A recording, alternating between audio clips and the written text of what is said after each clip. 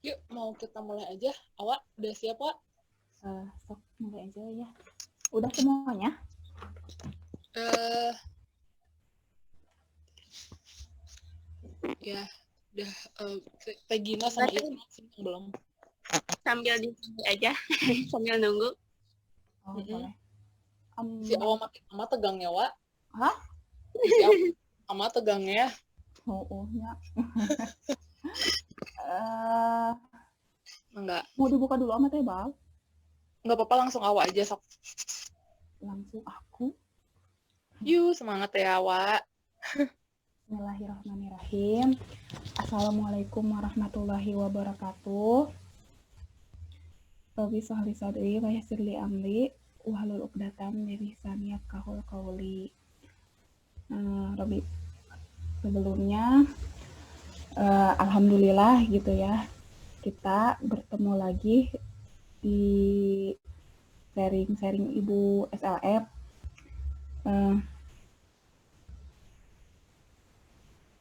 Di sini Pus ambil judul ini karena awalnya sih pengalaman gitu ya.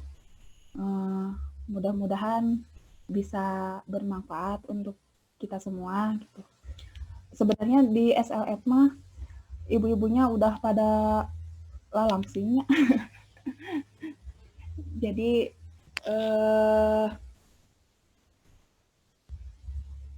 apa ya?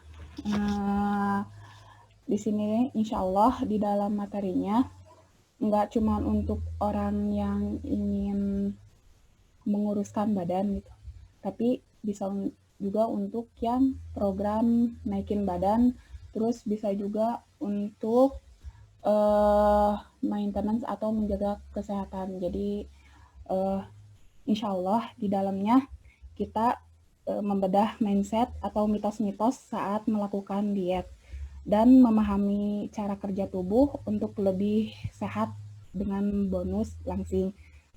Langsing kan idaman semua perempuan ya. Jadi sebelumnya disclaimer dulu nih. Informasi yang disampaikan bukan bertujuan untuk mendiagnosa atau mengobati penyakit apapun ya, atau kelainan tertentu. Namun tujuannya pembahasan ke depan hanya untuk memberi wawasan gitu lebih luas mengenai pemahaman saat kita menjalankan diet sehat yang secara general tuh seperti apa gitu. Nah,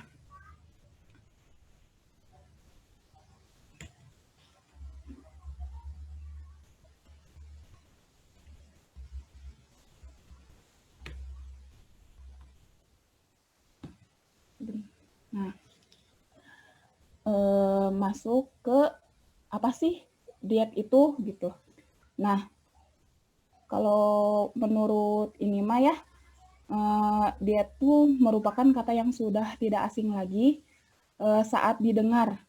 Dari zaman dulu, diet juga sudah menjadi trending untuk mendapatkan tubuh yang indah. Diet sendiri bukanlah sebatas diri kita dan berat badan aja, tapi percaya atau tidak, diet juga menjadi suatu permasalahan di dunia yang menjadi epidemi khusus untuk kaum wanita. Nah, di sini sebenarnya ada data statistiknya, cuman Empus nggak memasukkan data itu gitu. Kemudian sebenarnya diet yang ini tuh seperti apa sih? Nah, kelebihan. Nah, diet ini memiliki beberapa poin. Sebenarnya gitu intinya tuh ada beberapa poin di sini. Pus ngambil ada 3 poin.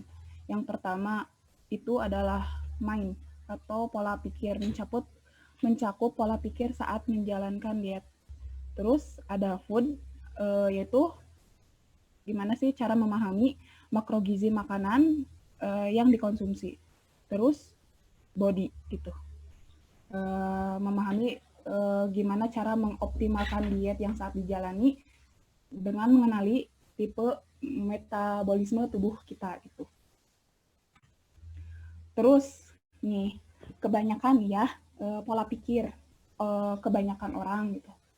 Kamu salah nih kalau misalkan percaya diet hoax yang diet itu harus mengurangi makan atau diet itu harus tanpa gula, stop makan malam atau menahan lapar gitu.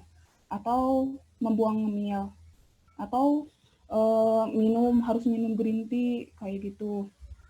Harus pakai penjahar atau harus ikutin OCD yang ekstrim, menghindari makan nasi, terus takut gak boleh diet nih kalau pas sakit atau dimarahin keluarga atau nggak bisa diet nih karena lagi hamil aku mah atau lagi menyusui nggak bisa gitu, nggak bisa diet. Nah kalau pernah mendengar statement tadi ya dan kebanyakan orang akan berpikir sempit kalau diet itu untuk orang yang hanya ingin langsing dengan cara yang menderita gitu. Padahal kalau kita lihat lagi tujuan diet yang sebenarnya bukan dengan tubuh yang ideal gitu. Kita bisa memperbaiki komposisi tubuh menjadi lebih seimbang dan lebih sehat kan. Nah, lantas kenapa sih untuk meraih itu semua harus menempuh pola yang menderita dan menyusahkan bagi tubuh gitu? Jadi jika mindset kita masih berpikir diet itu harus menderita dan melakukan hal yang tidak kita sukai, itu sudah salah gitu ya. Jadi diet itu bukan pola makan yang menyiksa diri, diet itu juga bukan pola hidup yang menderita gitu. Di sini juga ada quotes kan ya. Kebanyakan orang yang tidak menyadari bahwa mereka merusak kondisi psikologinya dirinya ketika akan melakukan diet tertentu. Beranggapan bahwa kesehatan dan kebahagiaan mental harus mengalah dan dikorbankan demi meraih badan yang langsing ideal. Sedangkan kesehatan mental dan modal awal yang menentukan kesuksesan program dietmu, tanpa mental yang sehat, dietmu justru akan menjadi mesin perusak diri yang kejam gitu. Kalau mentalnya aja udah salah gitu ya, ya kesananya juga akan salah gitu kalau merusak tubuh kita yang ada gitu. Kalau kurang makan, kurang gizi, dan akhirnya malah sakit tuh. Jadi diet yang benar tuh yang gimana sih gitu. Jadi pengertian secara spesifik yaitu diet adalah pola makan yang dilakukan secara rutin dan menjadi kebiasaan. Secara rutin menjadi kebiasaan. Jadi bukan pola makan untuk menjadi kurus ya. Dengan itu aja sudah jelas gitu. Kita semua gitu ini sudah melakukan diet dengan tipe atau jenis yang berbeda-beda dan beda-beda juga tujuannya. Ada yang menurunkan berat badan, ada yang menaikkan, ada yang diet untuk ibu menyusui, ibu hamil, yang sakit diabetes dan lain-lainnya. Seperti itu. Jadi nggak semua orang yang berdiet itu untuk menguruskan badan aja ya. Jadi diet yang terbaik itu adalah yang mendukung sistem kerja tubuh untuk bekerja dengan fungsinya secara optimal, untuk memperbaiki metabolisme tubuh menjadi lebih fit ya. Sedangkan dari segi mental dan psikologi pun harus menjadikan diri kita tuh lebih positif, lebih semangat dan ceria gitu. Nah, ini nih diet yang benar itu ada beberapa poin ya. Yang pertama mau belajar nih tentang ilmu makanan dan kerja tubuh tentu ya, karena diet itu berhubungan dengan tubuh dan bahan bakarnya itu adalah makanan. Mau nggak mau kita harus mempelajari itu gitu. Terus kita jangan sampai tidak memakai logika atau tidak berpikir secara realistis nih, dan tidak memberikan kesempatan tubuh untuk bekerja ya. Jadi misalnya aku mah sebulan kemudian pengen turun nih 20 kilo karena mau acara nikahan gitu. Gak realistis banget gitu. Terus si tubuh teh, hey kamu gila aja gitu ya, nyuruh aku turun 20 kilo. Sedangkan kamu membuat aku gendut juga butuh waktu 20 tahun gitu. Terus jangan terlalu memakai logika. Saking memakai logikanya ya, kan prinsip dasar untuk diet itu mengurangi makan atau defisit kalori, memotong makanan sedikit sama dengan lemak yang kebakar itu sedikit. Potong makanan banyak, lemak yang dibakar semakin banyak. Jadi, aku mah pengen banyak nih yang dibakar lemaknya, jadi makannya harus sedikit nih biar lemaknya yang kebakar lebih biar cepat turunnya gitu. Terus selanjutnya tidak menjadi manusia gitu. Kan kita manusia gitu. Kenapa harus tidak menjadi manusia? Menjadikan diri sendiri itu sebagai fotokopi. Karena apalagi gitu sekarang lagi era digital gitu ya. Banyak tips gitu ya. Diet di mana-mana yang keabsahannya gitu atau apanya ya. Ininya belum terjamin gitu ya, itu tuh sehat atau enggak sih dan cocok atau enggak sih buat kita gitu. Asal jiplak aja.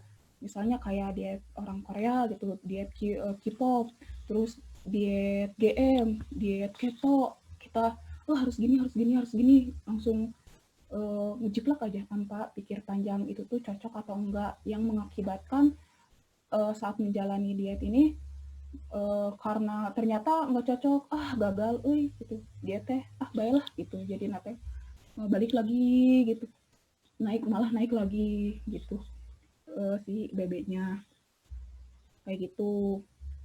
Terus menjadi patung pahat.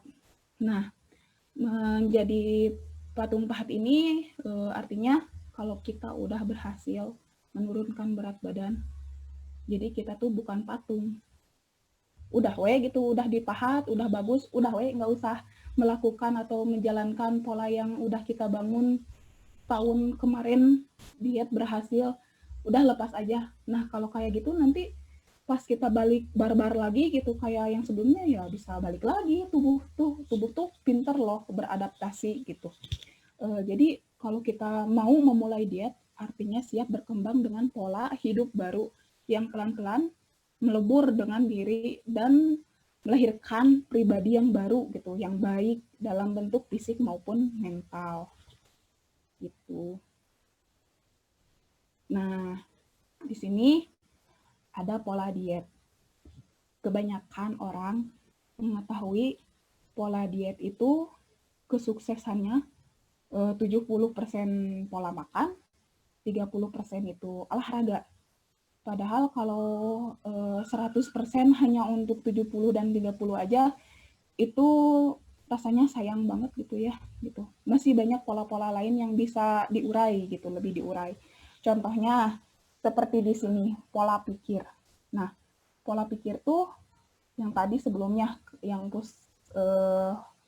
kasih tahu kemampuan untuk mengobservasi atau menerima informasi harus itu tuh bakalan menentukan pola diet untuk ya itu tuh cocok atau enggak gitu. Jadi nggak asal kopas pola orang lain gitu. Orang lain misalnya dietnya berhasil karena makan oatmeal, terus karena makan yang mahal-mahal kayak gitu, pola diet yang mahal, udah nggak cocok gitu.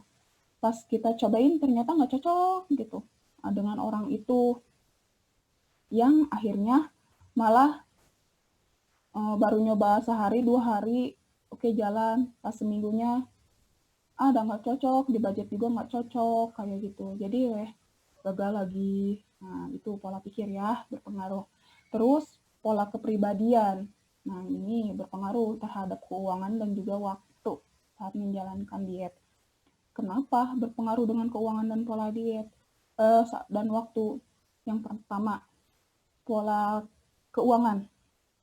Pola keuangan sebenarnya nyambung dengan materi yang Teh Erna meal prep kayak gitu, yang food prepping. Jadi kepribadian kita tuh harus mau untuk mempersiapkan makanan yang lebih sehat untuk diri kita daripada harus go food gitu ya. Terus pola waktu waktunya tuh kayak gimana. Kita analogikan si A dan si B misalnya. Si A adalah ibu rumah tangga, si B juga sama ibu rumah tangga. Sama-sama bangun subuh dari jam 5 dan mengurus semua kegiatan domestik. Hanya bedanya pada jam 7 malam si A itu menyempatkan dirinya 15 menit untuk olahraga. Sedangkan si B, aku mah dah sibuk, udah capek dah ibu-ibu mah teu kudu olahraga dan geus kieu wayahna gendut gitu. Nah, itu kepribadiannya yang mengaku sibuk padahal ada waktu gitu untuk menyempatkan dia untuk olahraga gitu. Kayak Teh Ikna ya yang multi talenta, Masya Allah. Terus selanjutnya di sini ada pola minum ya. Nah, kenapa sih pola minum itu bisa mensukseskan pola diet? Karena perubahan pola diet identik dengan memperbaiki metabolisme tubuh. Setiap membahas metabolisme tubuh, biasanya kita langsung otomatis kepikiran soal sistem pencernaan. Nah, biasanya kalau kita udah ngebahas pencernaan, kita cuma ingat sama organ mulut, lambung, usus aja gitu. Yang sebenarnya nggak salah juga gitu ya. Diet yang baik emang harus memperhatikan kondisi sistem pencernaan gitu ya. Tapi supaya organ pencernaan kita bekerja dengan baik, maka keseluruhan sel tubuh kita harus berada dalam kondisi yang baik juga ya. Simpelnya gini, kondisi dan kualitas sel-sel tubuh kita itu bergantung pada kualitas darah dan cairan limfa kan ya. Sedangkan darah dan limfa itu berupa cairan gitu ya. Nah, darah berfungsi sebagai media pengangkut dan pengantar untuk mendistribusikan zat-zat gizi, terus enzim, oksigen gitu, zat yang penting yang lainnya ke seluruh tubuh. Sedangkan limfa itu berfungsi sebaliknya, yaitu untuk mengangkat zat sisa yang tidak terpakai oleh sel gitu. Jadi komponen utama cairan darah dan cairan limfa sebagai besarnya adalah cairan ya. Dari sini juga udah jelas gitu. Kalau kondisi kurangnya air pasti akan berdampak langsung pada kondisi darah dan limfa kita gitu. Terus hubungannya pola minum terhadap diet gimana? Jadi level hidrasi tubuh itu yang pertama ya, level hidrasi tubuh itu berpengaruh pada kualitas darah dan limfa tadi udah ya. Terus yang selanjutnya saat darah kita tidak pada kondisi yang optimal, maka penyebaran gizi juga dari segala makanan dan minuman yang udah kita konsumsi dan jaga gitu akan sia-sia, nggak sia-sia juga ya, capek-capek tapi nggak tersalurkan gitu. Terus cairan limfa juga sama, kalau kondisinya kurang baik, maka kemungkinan besar proses tubuh dalam membuang racun dan zat yang sisa tadi akan terhambat. Kalau sel-sel organ kita menimbun banyak zat buangan, berarti pelan-pelan seluruh kondisi organ kita juga akan menurun kualitas kerjanya gitu. Jadi air adalah komponen utama ya dalam pembentukan tubuh, dan air juga menentukan keseluruhan sistem kerja tubuh, yaitu sistem metabolisme, sistem detoksifikasi, sistem energi dan semua dan lainnya gitu. Jadi minumlah air karena kita tahu ya bahwa air yang akan melanjutkan tubuh kita untuk menjalankan fungsinya gitu. Tapi ingat ya, kelebihan air juga jelek gitu. Jadi sesuai dengan takarannya yang pas. Insya Allah nanti ada rumusnya gitu. Segimana sih yang harus kita minum gitu. Terus pola tidur. Nah, kenapa sih pola tidur berpengaruh gitu ke diet itu? Gitu. Nah, kalau lihat dari ini ya, kalau jam tidur yang normal itu ya ada sebuah penelitian di Physical Activity di Laval University kalau nggak salah ya, yang dilakukan selama 6 tahun. Inti dari penelitian itu menunjukkan bahwa jam tidur itu sangat berpengaruh pada BMI atau Body Massa Index seseorang. Normalnya jam tidur yang ideal itu sekitar 7 hingga 8 jam per hari. Kurang atau lebihnya jam tidur ternyata itu sangat berpengaruh ke metabolisme kita gitu. Kalau udah nyentuh metabolisme ya akan seribet yang tadi gitu, yang pola minum gitu, ngeganggu ke situ gitu.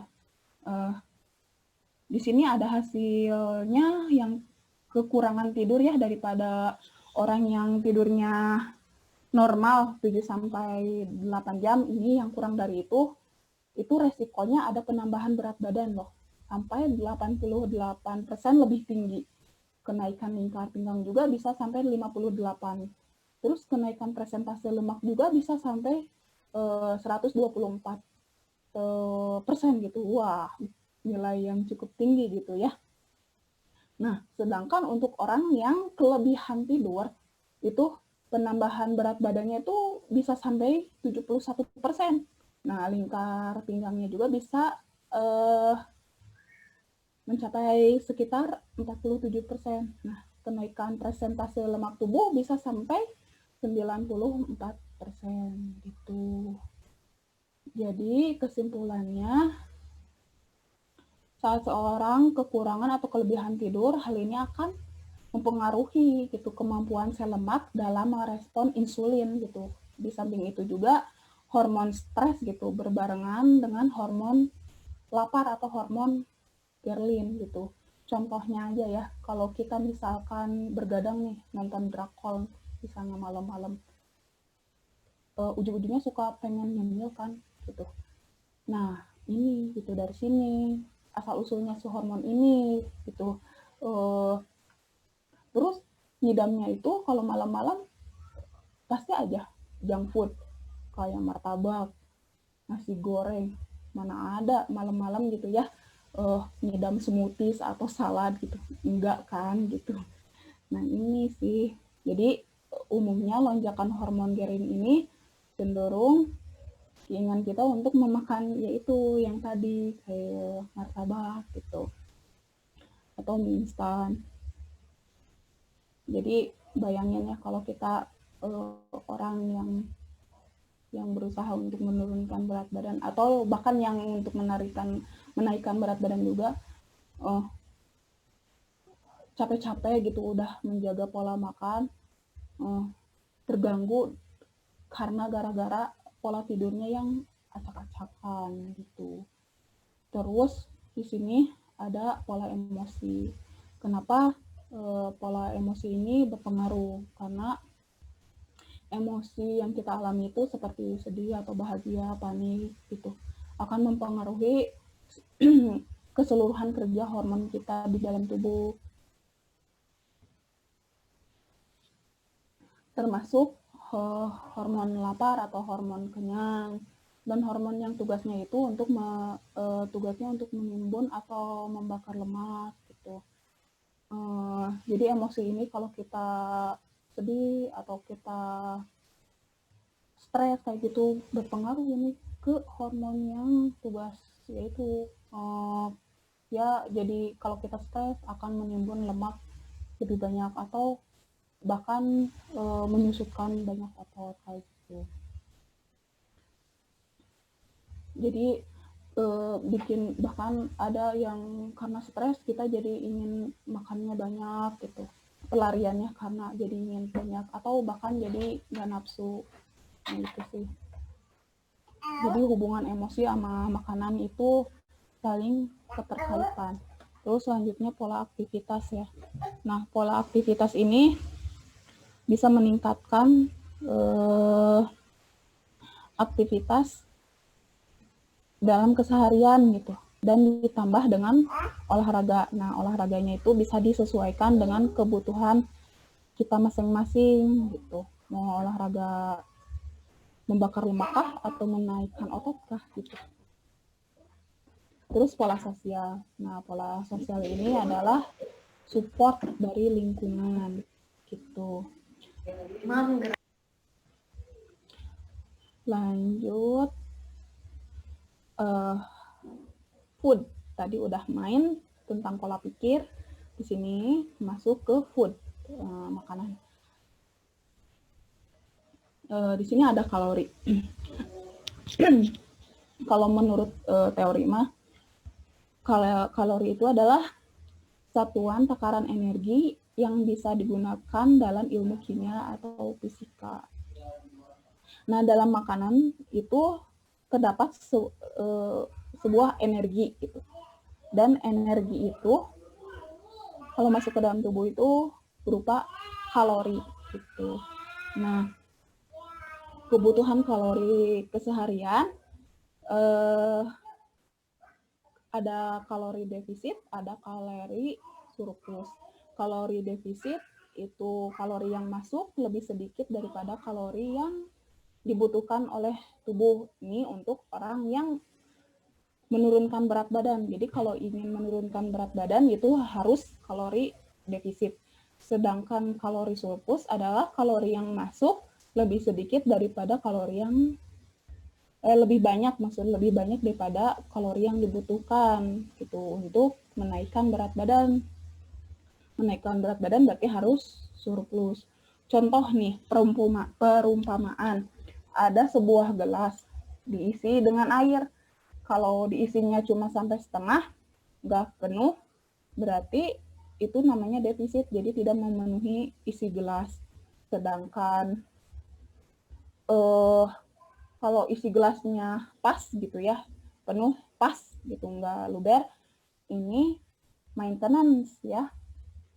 Dia menjaga berat tubuhnya untuk tetap ideal di situ gitu. Sedangkan yang ingin menaikkan berat badan di sini ibaratkan dengan gelas yang isinya luber gitu. Harus lebih dari kapasitasnya.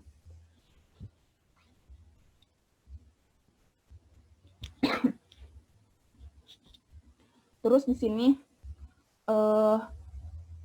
ini contoh ya, ada BMR nih 1.800 kalori. Terus ada TDEE 2.200 kalori. Nah, kalau ini contoh untuk yang defisit ya.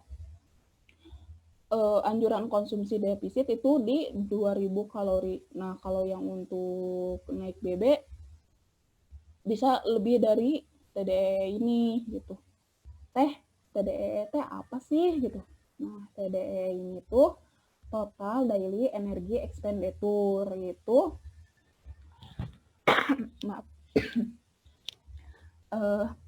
Jumlah kebutuhan kalori harian yang diperoleh dari penambahan BMR dari ini nih, BMR yaitu basal metabolic, terus physical activity, non exercise activity, dan physical activity. Nah, BMR ini di sini BMR ini apa sih teh gitu?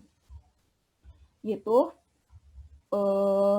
kalori yang bekerja untuk melangsungkan fungsi vitalnya seperti bernafas gitu, menjaga kestabilan suhu tubuh, berkedip, memompa jantung. Nah, jumlah angka kalori ini tidak termasuk ya kegiatan kayak berjalan, menyapu kayak gitu. Jadi BMR ini adalah jumlah kalori yang dibutuhkan untuk tubuh saat kita hanya diam, jadi tanpa melakukan aktivitas apapun gitu. Tubuh tuh butuh angka segini untuk bertahan hidup.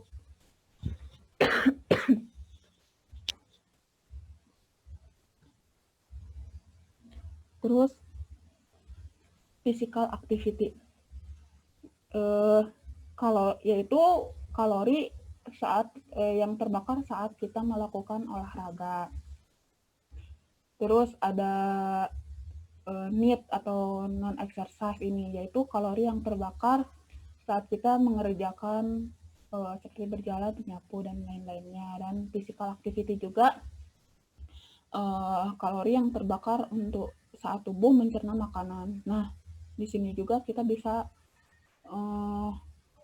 meningkatkan pembakaran lemak dari apa yang kita makan, kayak makan protein atau karbohidrat atau lemak itu berpengaruh berapa sih yang ada feedbacknya yang terbakar tuh berapa persen gitu. Nah kalau kita ingin banyak makan tapi tetap langsing, ya itu harus ditingkatkan nilai si TDEE ini gitu.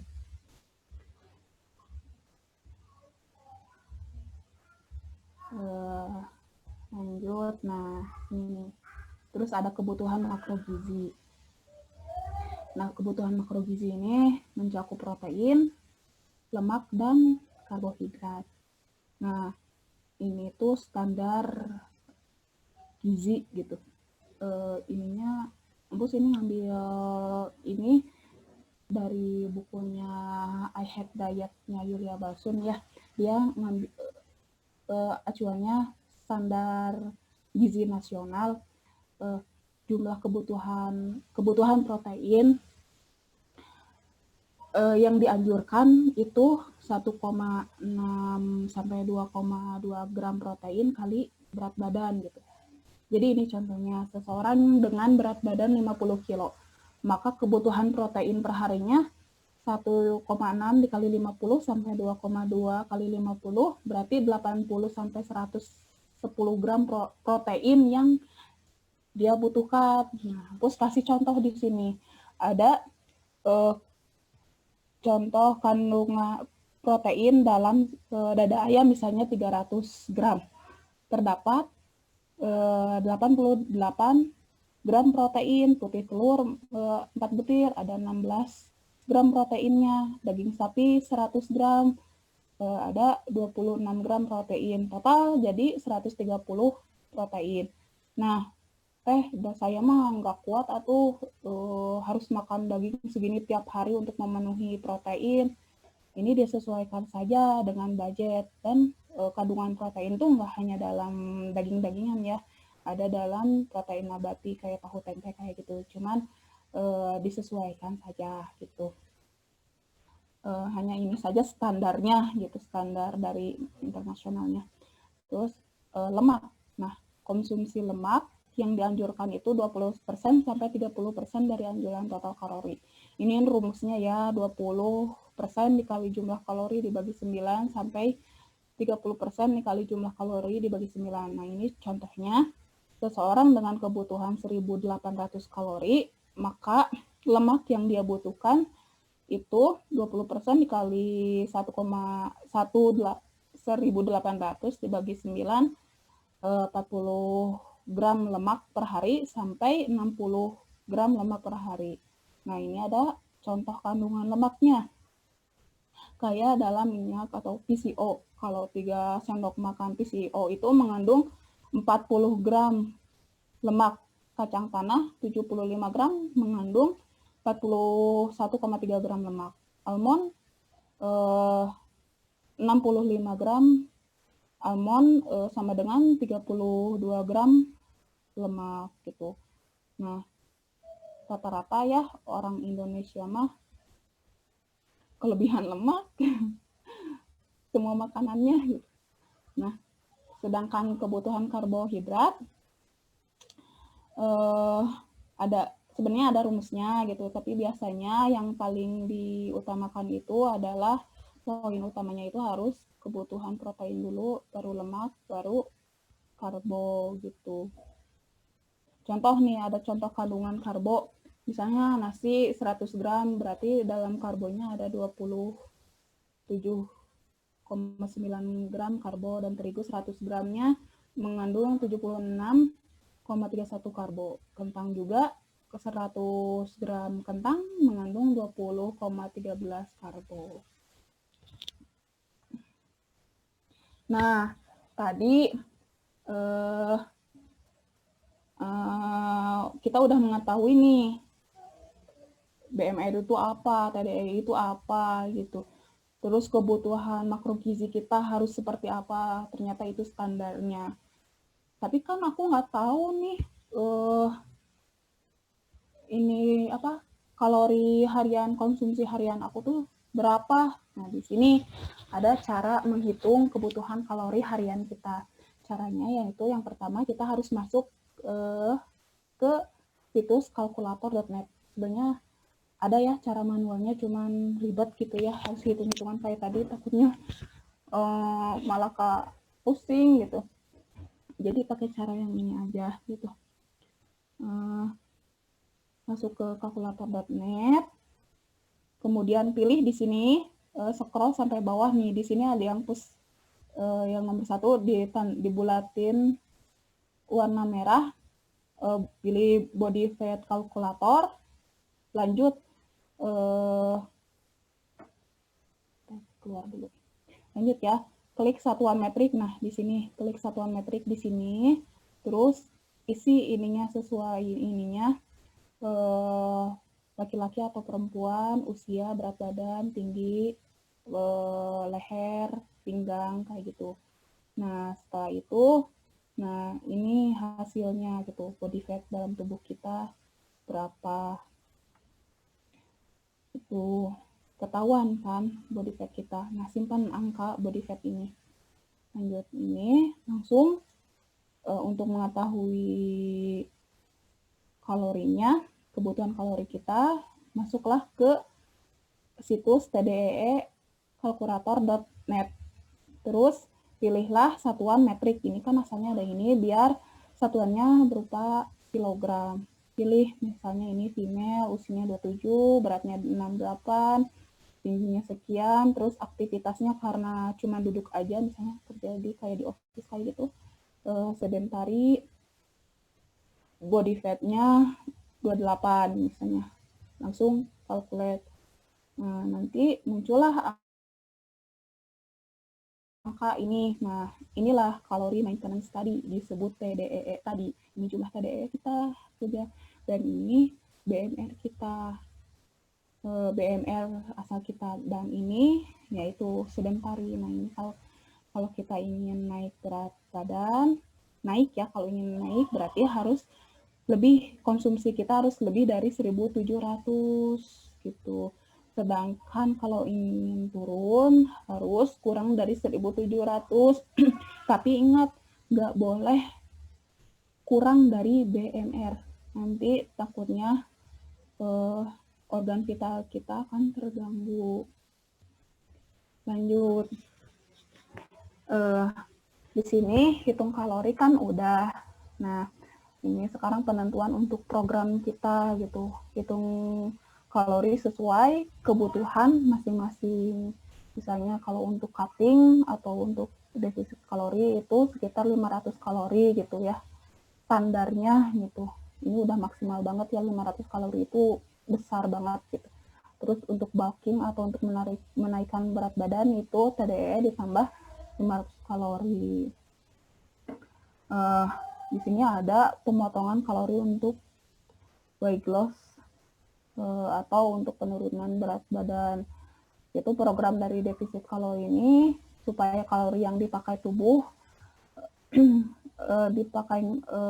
jadi bukan dari makanan aja gitu ya. Jadi suplai makanan yang kurang ini otomatis tubuh akan mengambil cadangan makan ini dari lemak untuk diuraikan menjadi energi gitu. Nah, gimana sih polanya? Polanya perlahan kita ganti pola makan kita secara bertahap menjadi lebih sehat gitu. Yang gimana sih lebih sehat? Kata-kata juga pasti insya Allah udah tahu ya. Yang minim pengolahan gitu. Nggak banyak diolah karena pola bagaimana proses masak itu mempengaruhi dari kualitas makanan dan total kalori gitu, mempengaruhi. Dan kondisi kalorinya juga masih dalam kondisi maintenance atau di TDEE.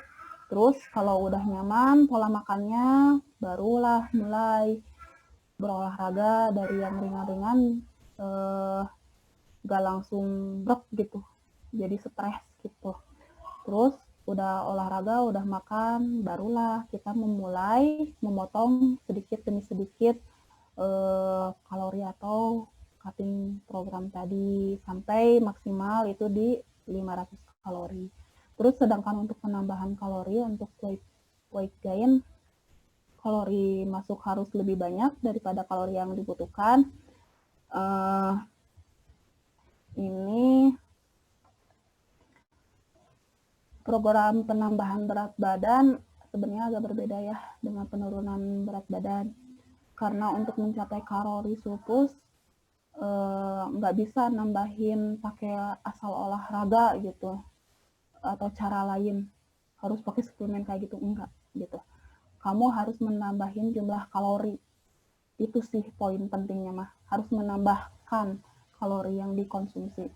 Orang yang ingin menaikkan berat badan biasanya orang yang massa ototnya itu kurang, terus massa lemaknya juga rendah gitu. Dan biasanya mereka adalah tipe-tipe ektomorf atau nanti dibahas ya ektomorf tipe badan gitu. Jadi yang mau menambah berat badan, penambahan kalori sebaiknya bertahap gitu. Takutnya dimulai dari 100 kalori di atas TDEE. Kalau dirasa naik 100 kalori oke-oke aja, nggak mual, nggak apa-apa, baru naik lagi sampai 500 kalori gitu. Takutnya kan nafsu orang yang ini suka beda dengan nafsu makan dengan orang yang ingin weight loss gitu. Terus kebanyakan orang yang kekurangan yang ingin naik BB ini biasanya skinny fat gitu. Gendutnya tuh di perut gitu. Jadi semuanya kecil tapi perut membuncit. Biasanya kayak gitu, itu disebut skinny fat gitu. Jadi caranya tuh, cara untuk menaikkan BB-nya tuh pertama harus bulking. Jadi harus tahu harus makan banyak volumenya ya. Terus karena ingin naikin badan, berarti jangan takut untuk menaikkan massa otot gitu. Jadi sebenarnya otot 1 kilo dan lemak 1 kilo itu perbandingannya jauh gitu. Contohnya apa ya? Kayak kalau ini nih contohnya kayak kalau lemak itu seukuran bola basket. Nah, sedangkan otot tuh seukuran bola kastik kayak gitu. Dan biasanya ya kalau untuk yang naikkan berat badan disarankan itu high carbo gitu. Biasanya gitu. Soalnya kalau protein kan gampang kenyang gitu.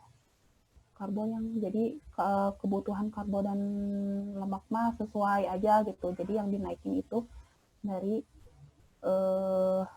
si karbo, jadi nggak terlalu susah. Terus ini apa sih? Terus cara kita tracking kalorinya gimana nih? Udah tahu kan gitu. Kita kalori sehariannya teh sekian. Nah, cara trackingnya gimana? Caranya itu dengan ini, karena kita di era digital, jadi udah disupport ya. Di sini ada, kalau saya pakai Fat Secret, dulu pernah pakai MyFitnessPal dan ada Lipsum. Kalau Fat Secret ini paling sederhana dan cocok untuk pemula. MyFitnessPal juga tampilannya juga canggih gitu ya.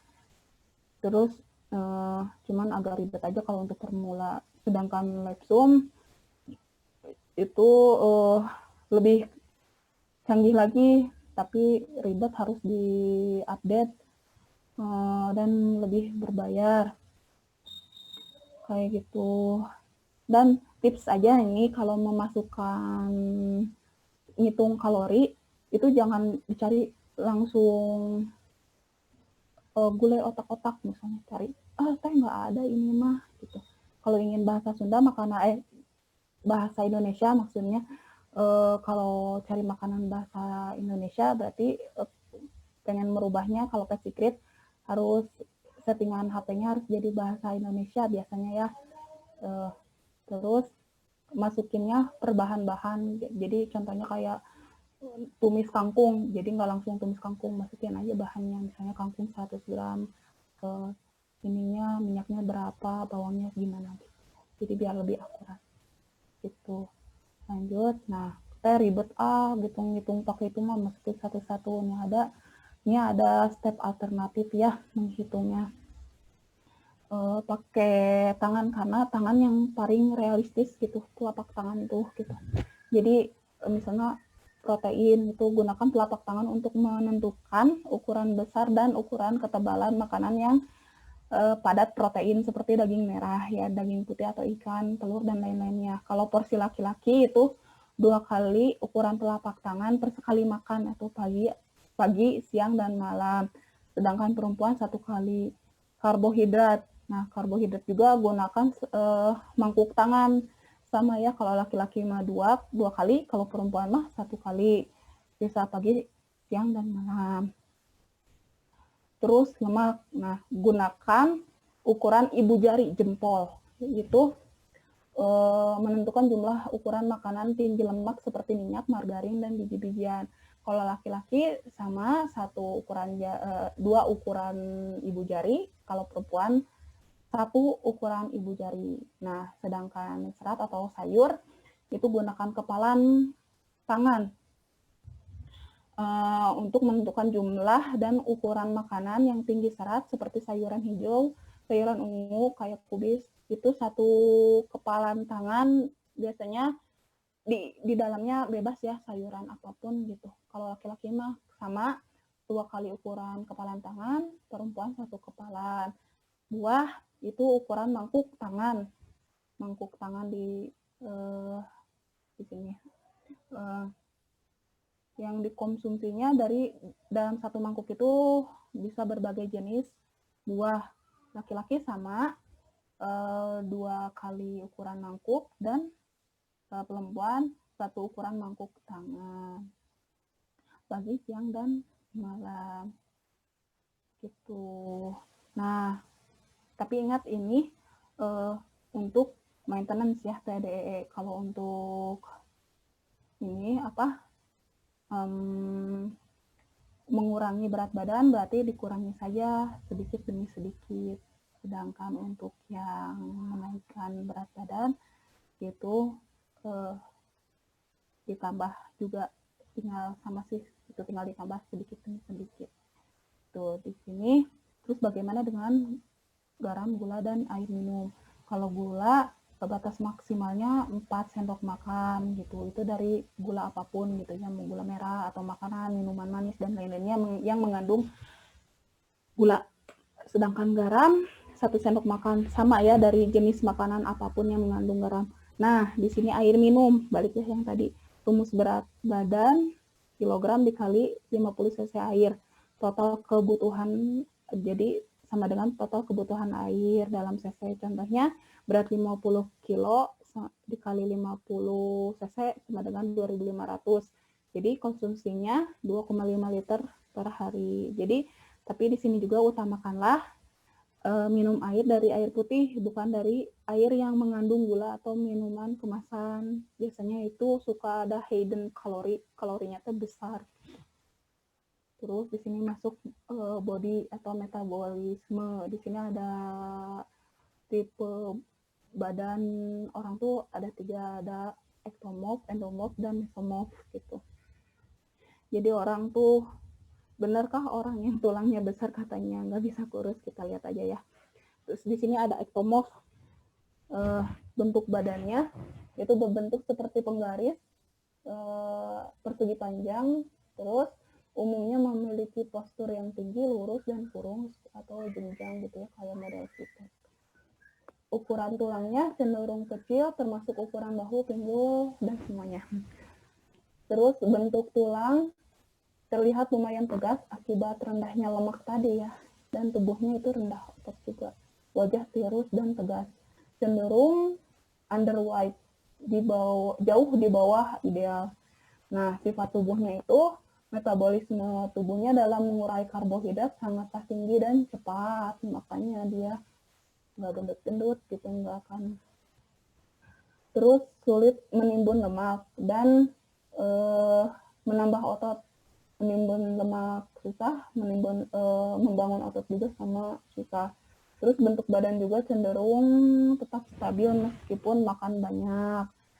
Kemudian makro gizinya juga yang disarankan kalau ingin menambah otot ya, kalau ingin jadi lebih bagus yaitu 50% karbohidrat, yang dianjurkannya bebas ya, karbohidratnya masih enak bebas makan. Dari makanan sederhana boleh gitu, dari sayuran juga boleh, satu kepala sayuran tinggi serat. Terus proteinnya juga bersumber dari protein hewani atau nabati. 20% lemaknya sebaiknya tetap bersumber dari lemak yang tidak jenuh. Terus jenis olahraganya nih.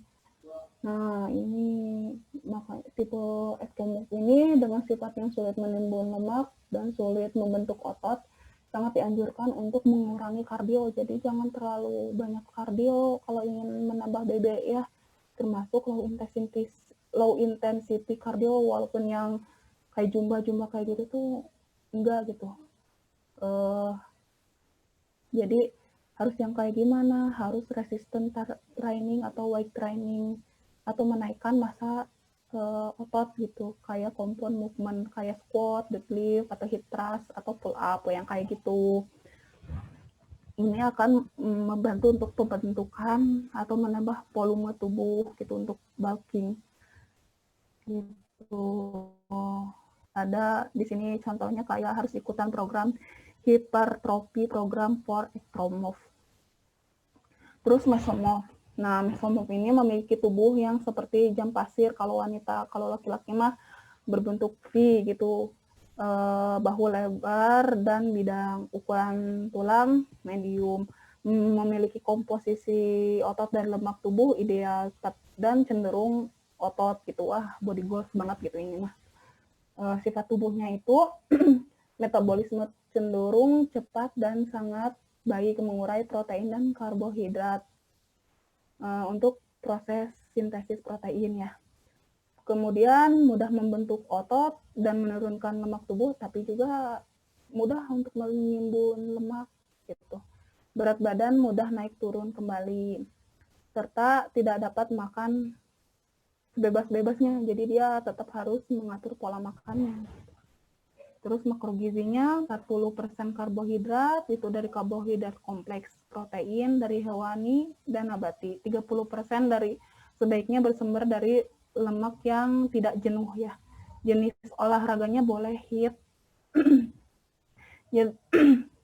Hindari weightlifting dengan high repetisi, jadi angkat beban yang terlalu tinggi repetisinya, terlalu banyak kayak gitu bisa overtraining gitu. Terus endomorph yaitu bentuk badan yang memiliki cenderung lebar bagian tengah tubuh atau bulat. Ukuran dan diameter tulang cenderung besar dan kontur tubuh dan muka itu cenderung cabi. Komposisi lemak tubuh dominan dibandingkan dengan otot gitu, seperti aku. Sifat tubuh juga metabolisme tubuh lambat, sangat mudah menimbun lemak dan juga lambat membakar lemak, sulit untuk turun BB. Berat badan sangat mudah bertambah dan lambat turun. Akan tetapi ini poin plusnya mudah membentuk otot. Stamina tubuh yang umumnya mudah lelah dan sistem pencernaan yang relatif lambat. Nah, makrogizinya 20% karbohidrat bersumber dari disarankannya karbohidrat kompleks dan dari satu kepala sayuran yang tinggi serat. Terus proteinnya 40% bersumber dari protein hewani yang tanpa lemak, 35% lemak yang dikonsumsi baiknya sama tidak jenuh gitu. Jadi dari healthy fat. Terus jenis olahraga, nah tipe orang ini tuh, tipe body ini tuh harus lebih ekstra gitu ya. Apapun bisa masuk gitu. Cuman disarankan untuk yang ini tuh tidak membebani sendi atau lutut, karena kalau harus lompat kan jadi beban ke lutut atau pergelangan kaki. Terus olahraga juga disarankan 3-4 kali per minggu untuk latihannya gitu. Begitu. Nah, ini cara mengetahui tipe metabolisme kita gimana sih caranya. Yang pertama, kita masuk ke web bodybuilding. Terus cari di sini klik di pencariannya what is your body type.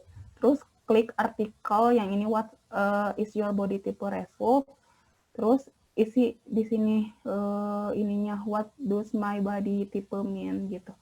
Diisi aja, tinggal di enter aja, nanti keluar tipe body kita tuh apa gitu. Nah, kalau udah ketahuan kayak gitu, teteh-teteh bisa menentukan mau program apa yang akan diterapkan pada tubuhnya atau pada keluarga gitu. Seperti itu.